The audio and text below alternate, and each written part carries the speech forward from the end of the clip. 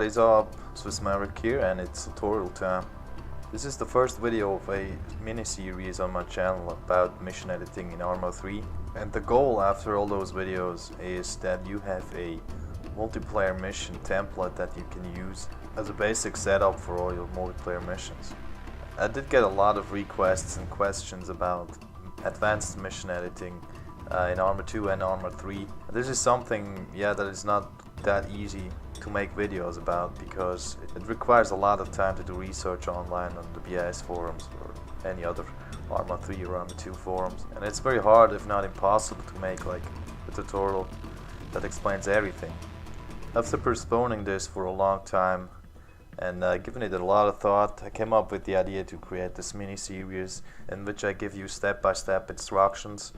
And what I'm gonna do is basically in every one of those episodes I will add one new feature or one new script to the template, and once the series is complete you will have a template that you can use for all your multiplayer missions, and you will hopefully understand how advanced mission editing works, especially in multiplayer, and continue to work on your own. I'm not gonna give you too much information about the content I'm gonna be covering, because I don't want to spoil the whole thing. But make sure to watch this video and stay tuned for the next episodes. But I still want to make sure that you understand what a multiplayer mission template is. Now, if you expect to see a video about me creating the mission itself with a super creative story or an ultimate battle or something, I gotta disappoint you. I'm not gonna cover how to create the mission itself. If you got problems with that, I advise you to watch my editor tutorial or any other video on that subject on YouTube, or get help on forums. What I'm gonna show you in this series here is the whole thing around the mission. For example, how to set up a description file, the briefing notes, or a loading screen. The multiplayer mission template I create in this video series is available as a test mission from the download link in the video description below, and it will be updated with every episode as I proceed in the process. I hope it's clear for everyone now what the goal of this mini-series is, and we're gonna start with episode 1. In this episode I'm gonna show you how to set up the basic or the core files of a multiplayer mission. First I'm gonna show you how you get started with creating a multiplayer mission, and then I'm gonna show you how to set up a description.ext file and an Init.sqf. We're gonna finish this episode with adding a loading screen to the mission that will give the whole thing a bit more of a professional look. Alright, let's get started with creating our mission. I'm here in the game lobby. You go to play, multiplayer, and to new at the bottom. We just want to create our mission, so we leave this to LAN. We don't want to host the game yet. Hit OK. Here on the mission select screen you leave it to Stratus because it's the only map available in the alpha, and then you hit new, double click on that, and you will end up in the editor. What we're gonna do here is just the basic start of a mission. So basically we're gonna create some characters selected as playable, and that will give us some slots in the multiplayer lobby that actually can be filled by players. The template we're gonna create in the series is, in my opinion, appropriate for like 2 to about 15 players. You can use it for 60 players if you want, but then you're probably gonna use like an entire game mode, such as Insurgency or Domination.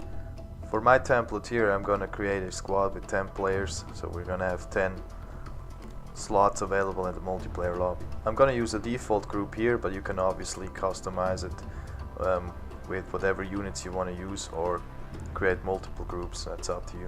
Before we go any further, we're just gonna save the mission. You hit save, and then you give your mission a name. I'm just gonna call mine MP template.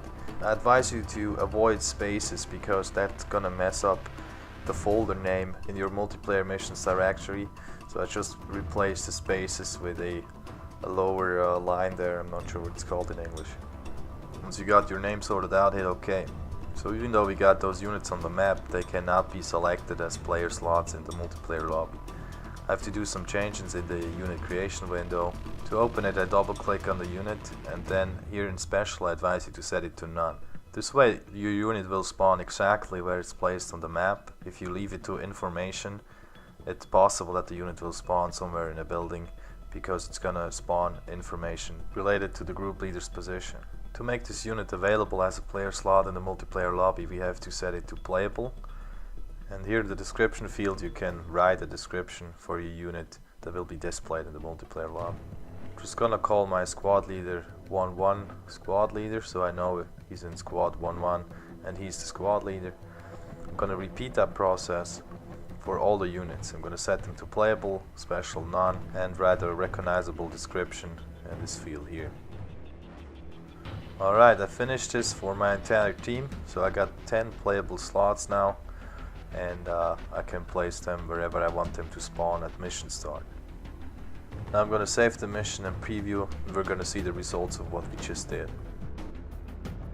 As you can see in the multiplayer lobby, we got those 10 slots available, and we got the description for those soldiers like 1-1 squad leader as we typed them in the description field before.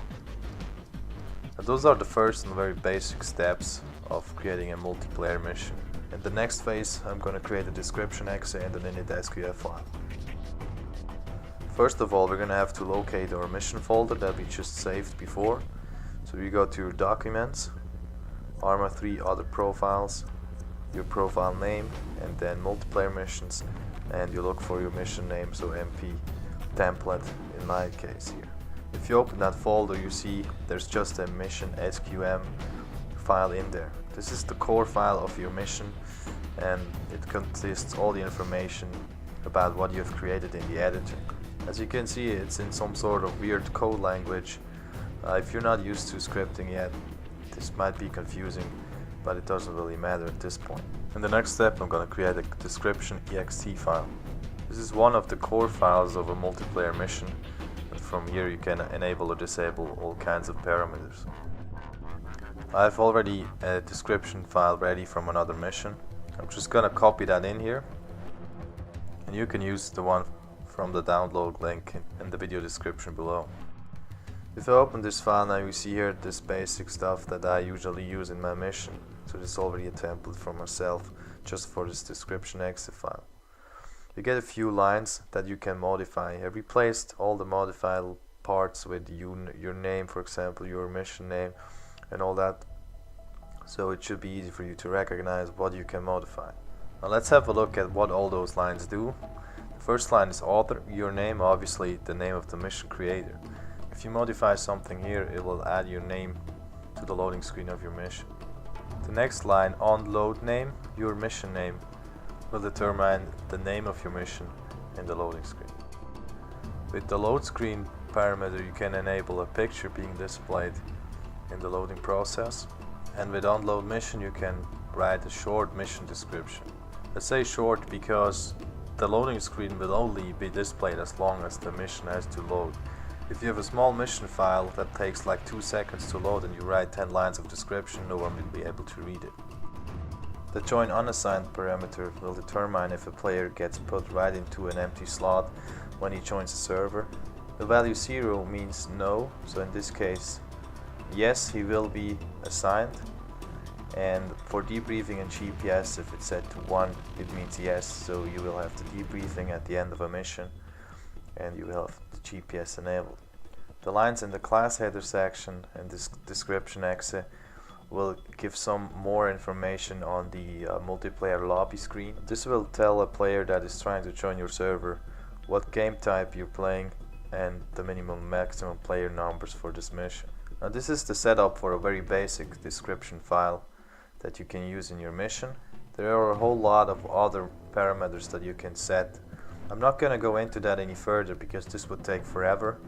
I'm going to copy a link to a forum post on the Bohemia forums where you can see all those available parameters and how to set them up and what they do. So make sure to pay that website a visit and pick the stuff you want to use for your mission. Now, we have done quite some changes, still a few things I want to show you.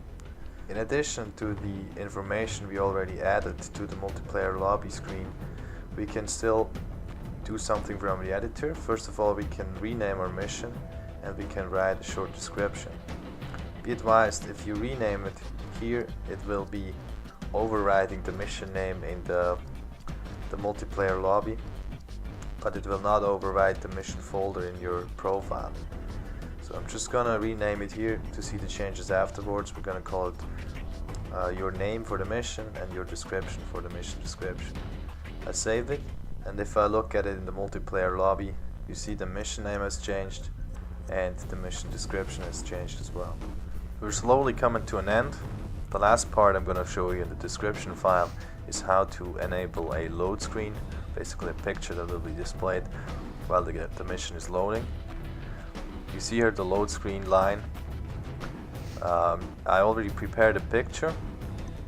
I'm just going to drag it in this mission folder here. If I open it, you see it's an example, your load screen here. You can basically take whatever picture you want.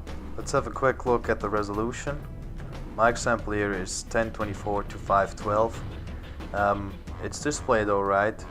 You can take a bigger picture with a higher resolution, but it doesn't really make sense because afterwards it's not going to be displayed in full screen. It's just going to be displayed on this small window as you saw it before. I advise you to keep the file size rather small, because this will just unnecessarily increase your entire mission file, and after all everyone has to download it to join the server. Once you got your picture ready, make sure to add the correct line here in the description. You need the correct picture name and also the correct file type, in this case JPEG, otherwise it's not gonna work. As the last step of the first episode of this multiplayer mission template mini-series, I'm gonna integrate a Init.sqf file. This is the second core file next to the description that you're gonna use in pretty much all of your multiplayer missions. This file is usually used to enable all kinds of additional scripts, such as respawn scripts, revive scripts, or whatever else you want to use in your mission. I'm not gonna actually use it today. I'm just gonna put in the empty file so it's ready for episode 2. Alright folks, this is it, episode 1.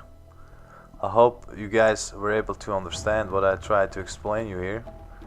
As I said, step-by-step instructions. These were the very basics about how to set up your mission. We got our core files ready. We got some more information on the multiplayer lobby screen, so for people who are trying to join your server. And we got some sort of a fancy intro loading screen that will give your mission a more professional look. I don't want to spoil the content of episode 2.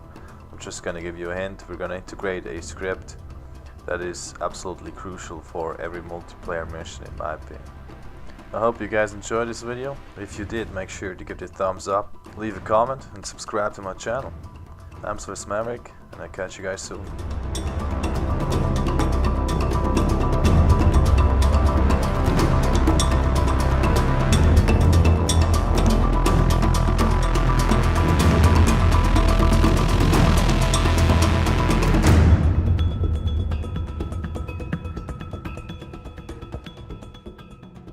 Time, and given it a lot of thought, I came up with the idea to create this mini-series in which I give you step-by-step instructions. And what I'm gonna do is basically in every one of those episodes I will add one new feature or one new script to the template, and once the series is complete you will have, and the goal after all those videos is that you have a multiplayer mission template that you can use as a basic setup for all your multiplayer missions. I did get a lot of requests and questions about advanced mission editing in ARMA 2 and ARMA 3. This is something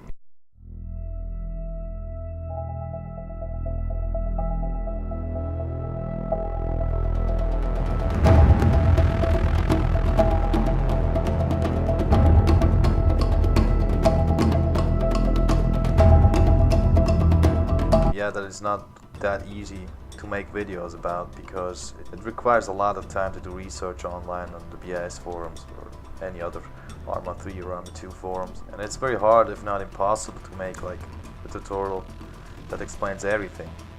After postponing this for a long